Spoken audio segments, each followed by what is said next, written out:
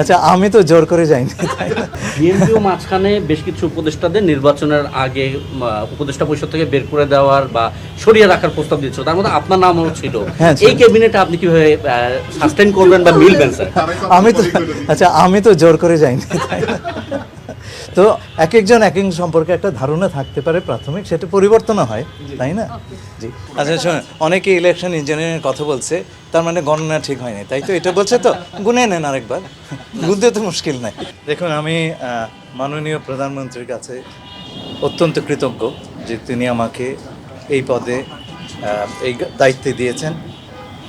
আমি আজকে থেকে 46 বছর আগে আমার পাবলিক সার্ভিসের সূচনা করি পররাষ্ট্র মন্ত্রণালয়। জীবনের এই প্রান্তে এসে আবার সেখানে এলাম। এটা একটা গুরু দায়িত্ব। গত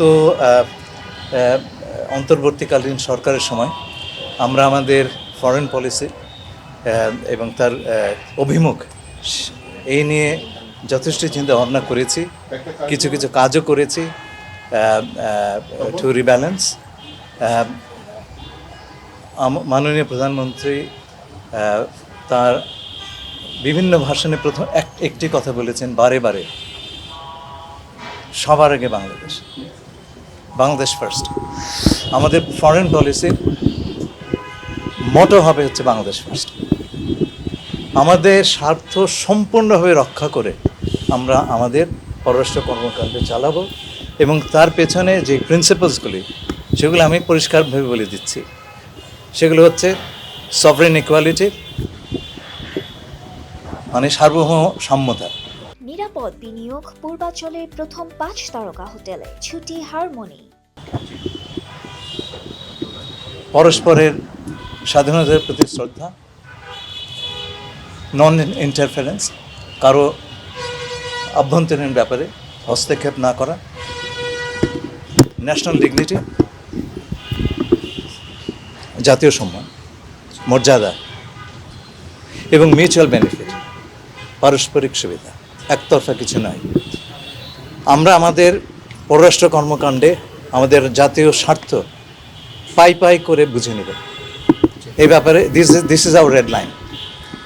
স্যার, আঞ্চলিক স্থিতিশীলতার বিষয়ে শেষ করছি। এক হিসেবে আমরা মরহুম রাষ্ট্রপতি জিয়াউর রহমান সাহেবের ফরেন পলিসি ফেরত যাচ্ছি। ইন্টারিম গভর্নমেন্টে আমরা সেটাই চেষ্টা করেছি। আমার মনে পড়ে, আমি যে সময় ফরেন অফিসে জয়েন করি, তার 3টা অত্যন্ত সাহসী পদক্ষেপের কথা আমার মনে পড়ে। 1974 সালে আমরা জাতিসংঘের সদস্যপদ পাই। তার 4 বছরের মধ্যে উনি আমাদেরকে নিরাপত্তা পরিষদের সদস্যপদে নির্বাচিত করার সিদ্ধান্ত নিলেন, এবং জাপানের মতো একটা শক্তিকে পরাজিত করে আমরা সেই নির্বাচনে জয়ী হয়েছিলাম। দ্বিতীয় ছিল সার্ক, সবচাইতে আনকানেক্টেড একটা অঞ্চলে তিনি এই কানেক্টিভিটির কথা বলেছেন, এবং সার্ককে প্রতিষ্ঠা করার যেই কাজ, বড় বড় কাজগুলি উনি করে গিয়েছিলেন। তৃতীয়ত আঞ্চলিক শান্তি, বিশ্ব শান্তি রক্ষায় আল-কুদস কমিটিতে তার ভূমিকা, মানে আমাদের foreign policy was not only positive, it was also expanding, very bold.